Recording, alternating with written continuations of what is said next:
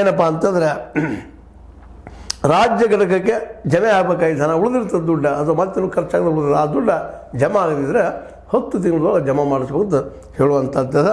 ಆ ಬಾಕಿ ಮೊತ್ತವನ್ನು ಜಮಾ ಮಾಡಿದಲ್ಲಿ ಸರ್ಕಾರದ ಮುಖ್ಯ ಕಾರ್ಯದರ್ಶಿಗೆ ಕಾರ್ಯದರ್ಶಿಯವರಿಗೆ ಕಸಾಪ ಅಧ್ಯಕ್ಷರು ಪತ್ರ ಬರೆದು ಜಿಲ್ಲಾಧಿಕಾರಿಗೆ ನಿರ್ದೇಶನ ನೀಡಲು ಮನವಿ ಮಾಡುವುದು.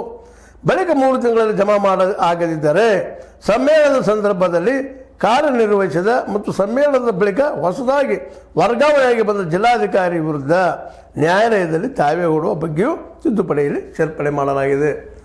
ಒಟ್ಟಾರೆಯಾಗಿ ಸಾಹಿತ್ಯ ಪರಿಷತ್ತು ಸಾಹಿತ್ಯ ಇದೆಲ್ಲ ನೋಡಿದಾಗ ಮತ್ತು ಅಧಿಕಾರದ ಮೇಲೆ ಸಹಿತ ತಮ್ಮ ಹಿಡಿತವನ್ನು ಸಾಧಿಸುವಂಥ ಪ್ರಯತ್ನವನ್ನು ನೋಡಿದಾಗ ಒಂದು ರೀತಿ ಬೇಗಿಲ್ಲ ಅಂತಲ್ಲ, ಸರ್ಕಾರಿ ಅಧಿಕಾರಿಗಳು ಇವತ್ತು ಜಡ್ಗಟ್ಟು ಹೋಗಿದ್ದಾರೆ ಅನ್ನೋದು ಒಪ್ಪುವ ಮಾತನ್ನು. ಆದರೆ ಈ ರೀತಿ ನೇಮ್ ಮಾಡೋದು ಎಷ್ಟು ಮಾಡಿ ಸರಿ, ಇದು ಚರ್ಚೆಗೆ ಆಸ್ಪದ ನೀಡುವಂಥದ್ದು. ಕೆಲವೊಂದಿಷ್ಟು ಒಳ್ಳೆಯ ಅಭಿಪ್ರಾಯಗಳಿದ್ದಾವೆ, ಒಳ್ಳೆಯ ರೂಲ್ಸ್ ಇದ್ದಾವೆ.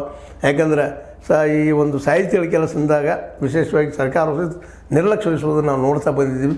ಆ ದಿಶೆಯಲ್ಲಿ ಕೆಲವೊಂದಿಷ್ಟು ಒಳ್ಳೆಯದು ಅನ್ಬೋದು ನಾವು.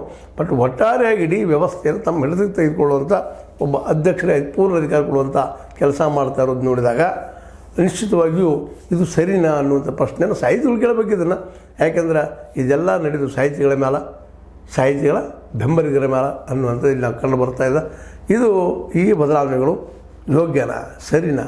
ಮೈ ಜೋಶಿ ಅವರಂದು ಯೋಗ್ಯ ಅಂತ ಹೇಳ್ತಾರೆ.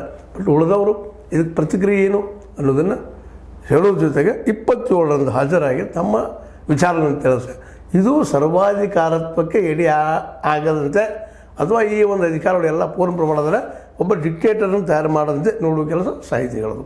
ಯಾಕೆಂತಂದ್ರೆ ಸಾಹಿತ್ಯ ಅನ್ನೋದು ಇದು ಏನಪ್ಪ ಅಂದ್ರೆ ಅನಭಿಷಿಕ್ತ ದೊರೆ ಅಂದ್ರೆ ಪೇಟ ಮೇಲ ಇಲ್ಲ ರಾಜತ್ವದ್ದು. ಬಟ್ ಸ್ವತಃ ಕವಿ ಸ್ವತಂತ್ರ ಅನ್ನೋದು ಈ ಸಲ ತೋರಿಸ್ಬೇಕಂತ ಸಮಯ ಎಲ್ಲ ಕವಿಗಳಿಗೆ ಲೇಖಕರಿಗೆ ಬಂದದ. ಇರಲಿ ಏನಾದರೂ ಆಗಲಿ ಕಸಾಪ ಅಧ್ಯಕ್ಷರ ಈಗ ತೆಗೆದುಕೊಳ್ತಿರುವಂಥ ಈ ಪರಮಾಧಿಕಾರದ ನಿರ್ಣಯ ಇದನ್ನು ವಿರೋಧಿಸಬೇಕಾದ್ದು ಪ್ರತಿಯೊಬ್ಬ ಪ್ರಜ್ಞಾವಂತ ಸಾಹಿತ್ಯ ಕೆಲಸ ಅಂತ ನಾನು ತಿಳ್ಕೊಂಡಿದ್ದೀನಿ.